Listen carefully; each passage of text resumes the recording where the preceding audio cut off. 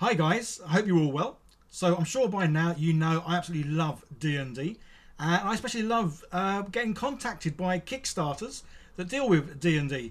As obviously I love playing the game, but more importantly I love the miniatures, and that's exactly what I'm going to do today, is go through some miniatures from a recent Kickstarter. Well, it's still going now, so there's a link down below, go and check it out.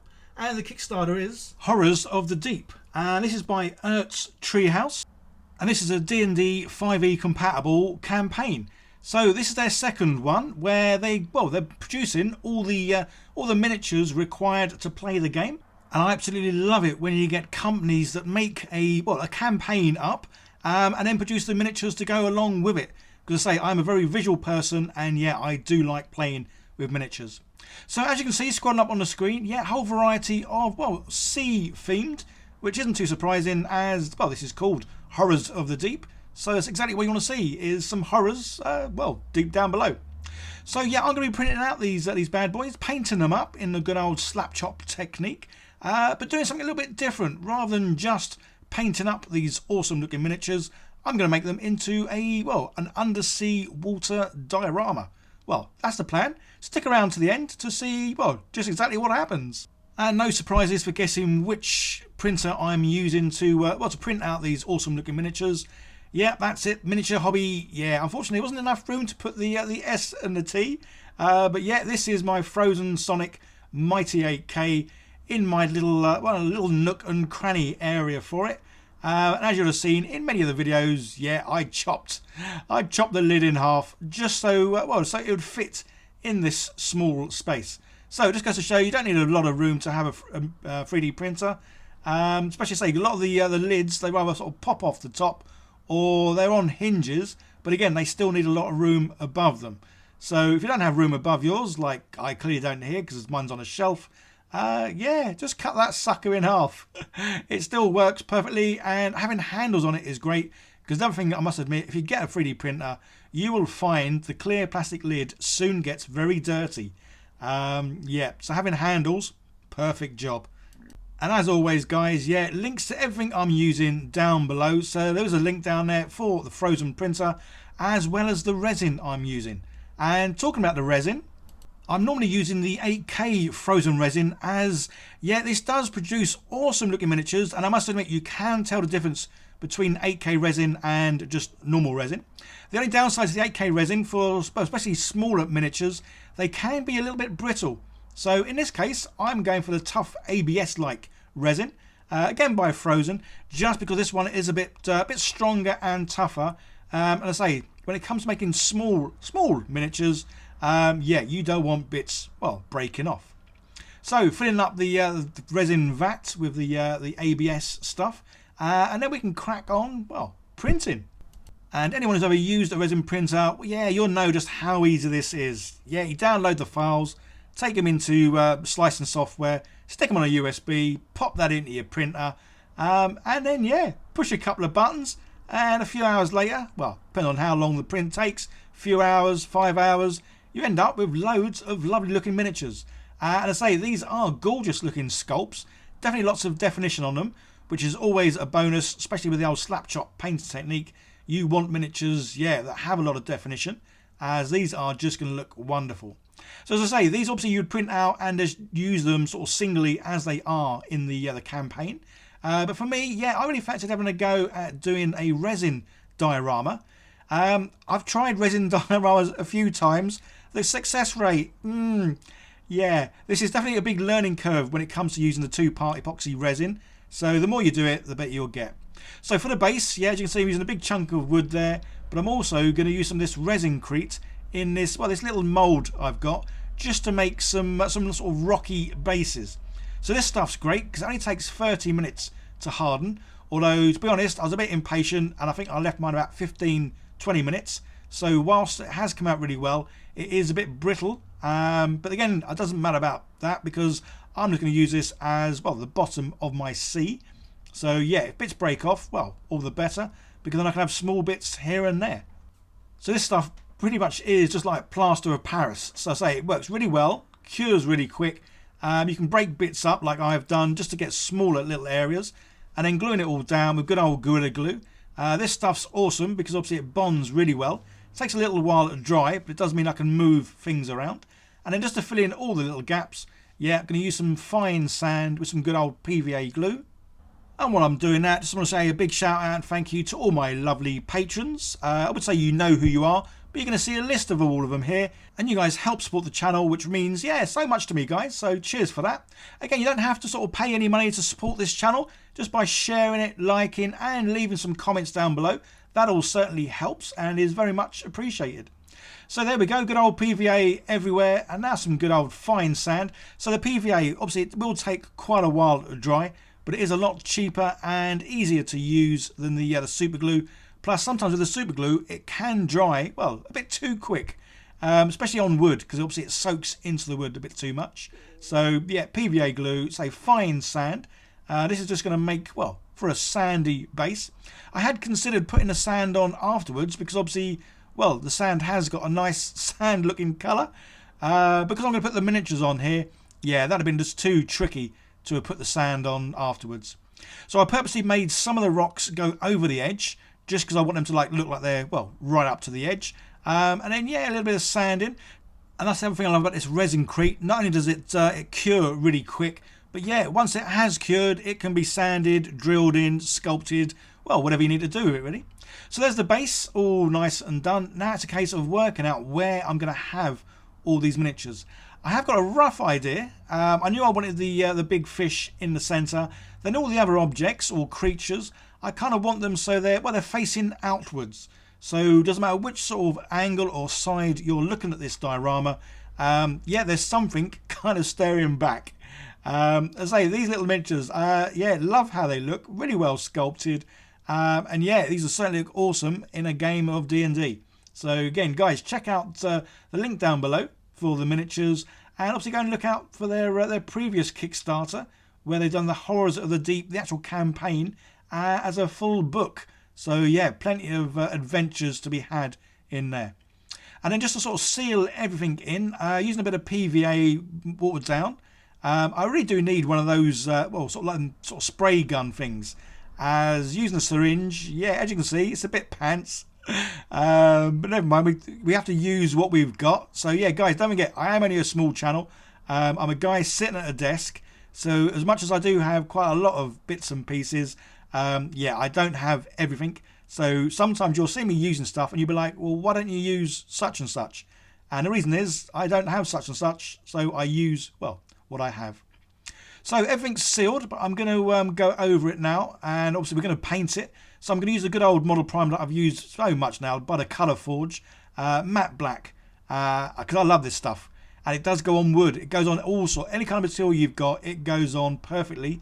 It seals everything, and obviously when it does dry, yeah, it really does dry a nice matte.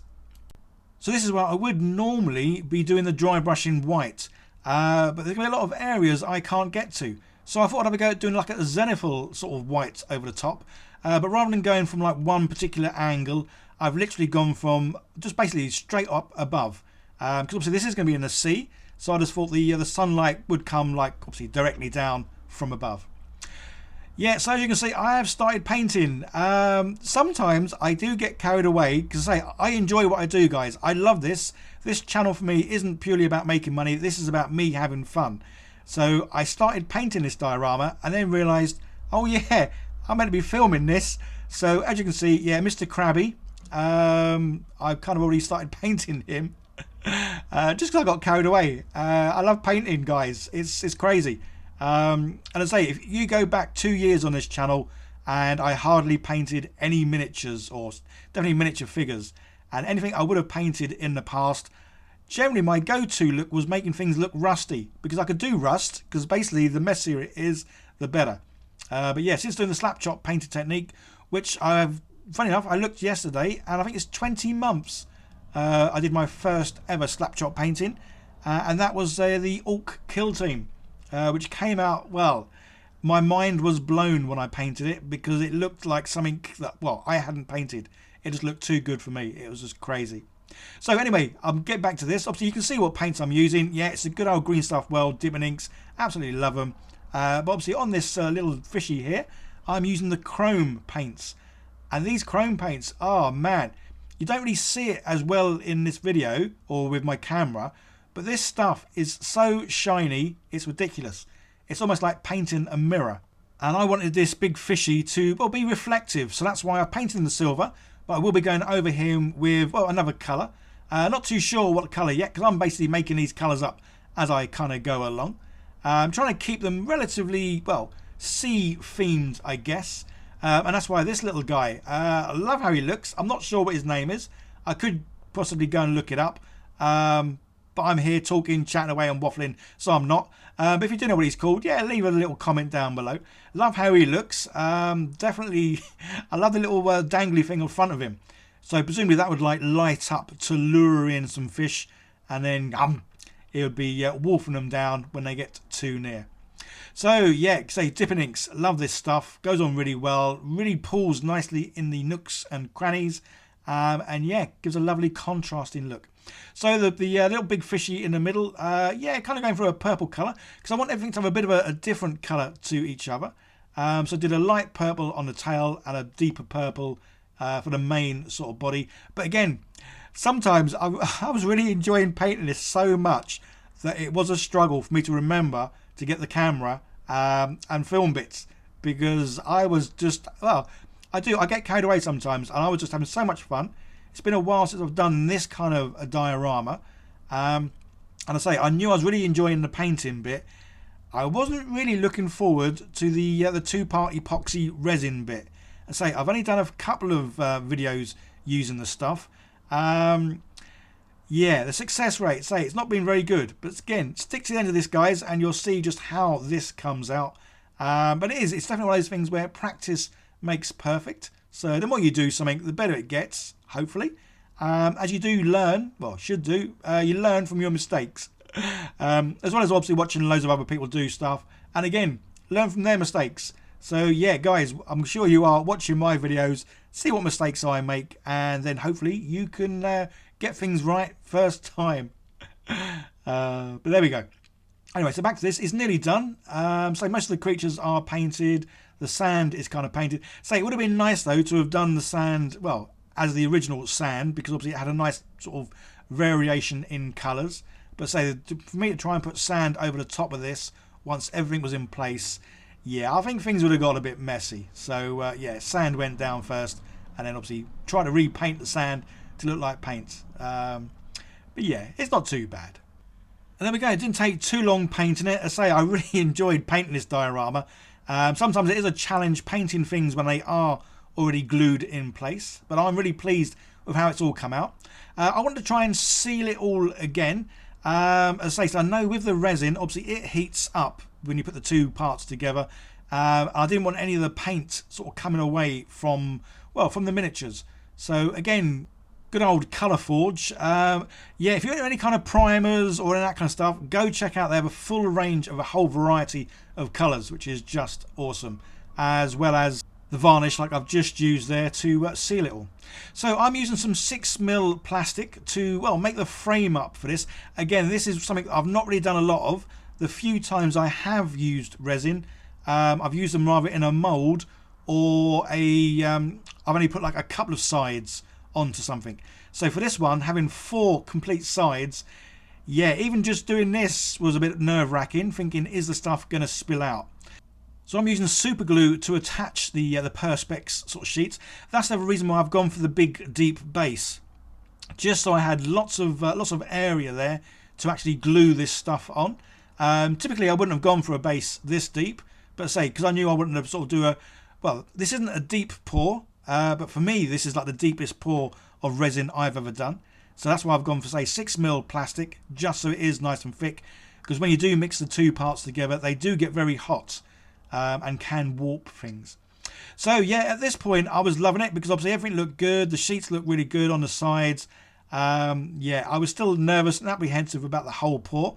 So much so, yeah, I've gone for some UV resin along the cracks here, or where the join is, just because, again, I didn't want to pour resin in and find it all, well, find holes and leaks and basically come out. So this is one of those steps where you may not need to do this, because hey, there is the glue all around it. But yeah, as you can see. And I've even got a tray. This is how confident I am that no stuff's going to spill out. Yeah, I'm sticking it all on a tray just to make sure if there are any holes, yeah, I'm not going to have to come back to a desk full of a mess. So again, I'm using the J. Diction High Gloss Epoxy Resin. Yeah, I've used this before, and yeah, say the resin is awesome. It's more the user or operator error. So with this, you really want to sort of pour them in slowly, mix them slowly, because the last thing you want is a load of air bubbles. Again, obviously, I'm a small channel working from my desk. I don't have one of those nice big vacuum chamber doobry whatsits to suck out all the air. Yeah, I am literally, well, I'm making this on my desk in my living room. So yeah, I don't have a lot of stuff. Again, if I had a big workshop and I had, well, tons of money, then yeah, I would have one of those air vacuum sucky things to try and make this better. So one thing I really love about this epoxy resin, yeah, it's mixed on a 1-to-1 ratio, which makes things nice and easy, because yeah, there's no sort of complicated maths to work out ratio of something to something else. So it is just equal parts, one to the other. And then a case of slowly mixing. I know when I first used this stuff, I did mix a bit too vigorously, and that obviously puts air bubbles in. So I don't want mine too clear, so I'm putting a little bit of blue in. I kind of put 1 drop in and then give it a stir, but then off camera I put 2 more drops in. I'm kind of thinking I wish I'd only done the 1 drop. Again, this is one of those learning curves. You never know until you do something just, well, exactly how it's going to come out. So as you can see, again, I may not be stirring this right, I'm not too sure, but I stirred it for about a good 8 to 10 minutes at this kind of speed, every now and then sort of doing what I'm doing here, trying to get the bottom bit to come to the top. Again, this may be putting bubbles in, I'm not entirely sure. Again, practice makes perfect, so the more times you do something, you'll get the knack of, well, what works and what doesn't work. So there are some bubbles in here, but this stuff does claim to be, well, bubble free. As you can see, fingers crossed. So this is the point where it really was a case of I spent a couple of days doing the diorama, really enjoyed it, really loved it.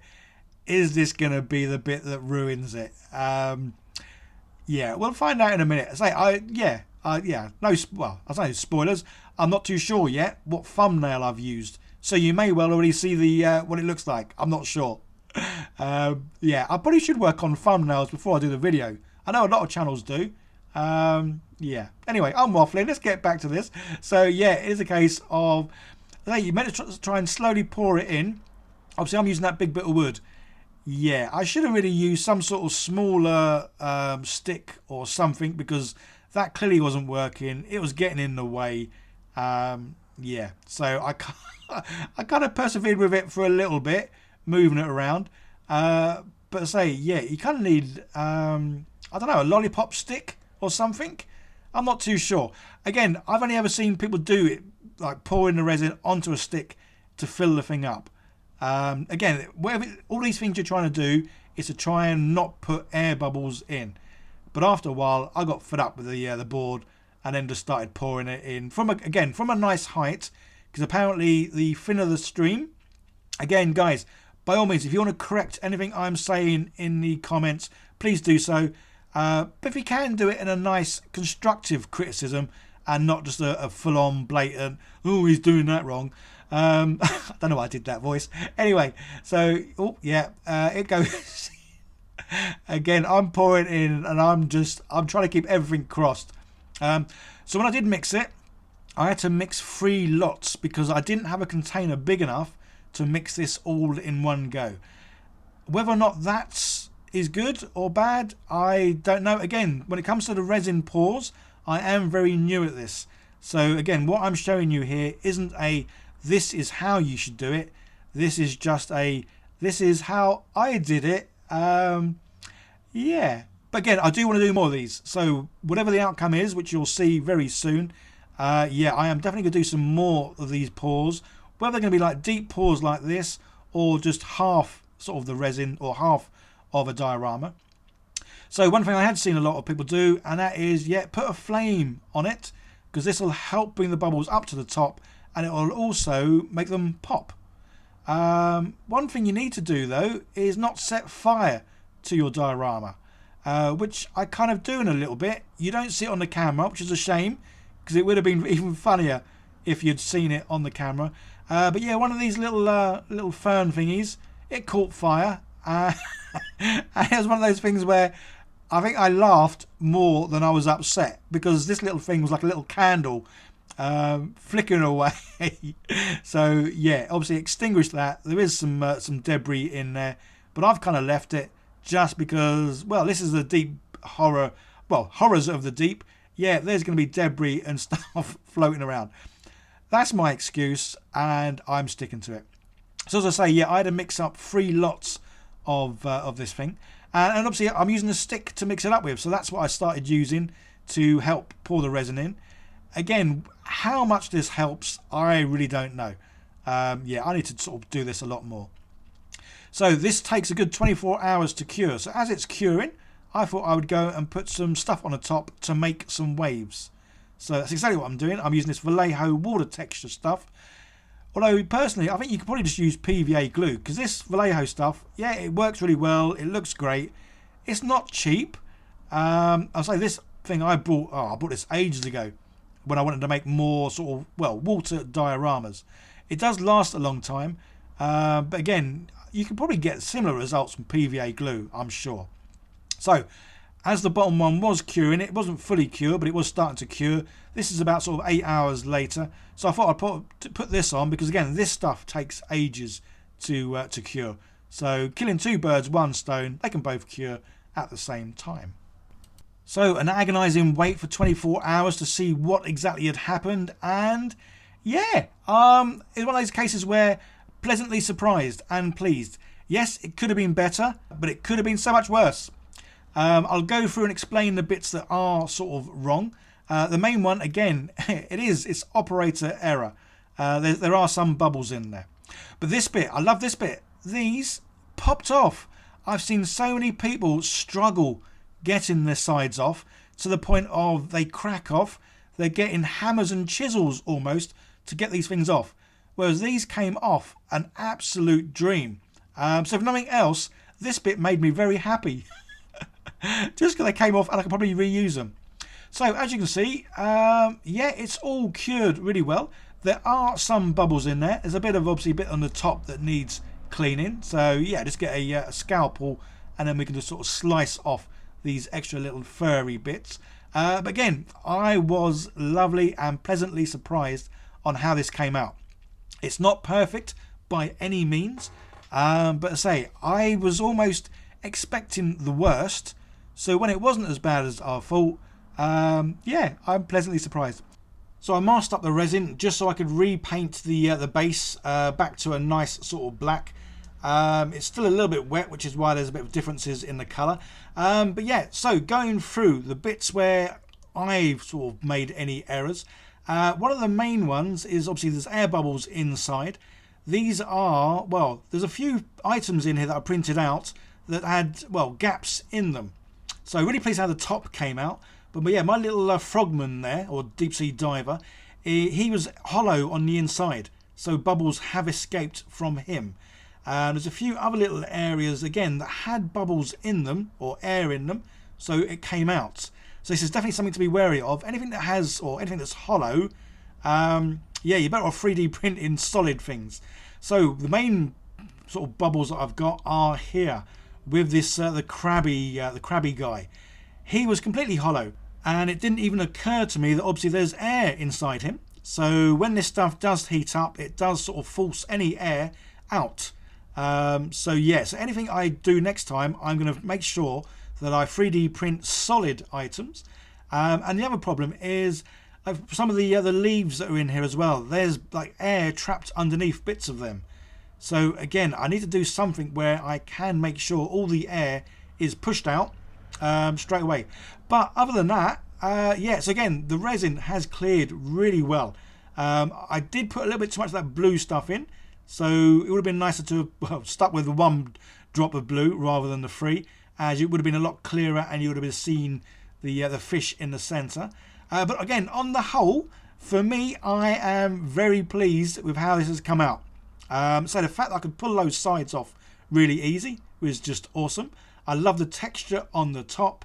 And yeah, in the whole, I am well and truly pleased. And we'll certainly be making another resin diorama very soon, just to, well, improve on what I've done here. So a big thank you again to Ertz Treehouse, Horrors of the Deep Kickstarter. Go check them out, guys, as yeah, they kindly sent me all the items I needed and obviously sponsored the video, which is just awesome. So guys, cheers for watching. Take care. See you in the next one. Bye for now.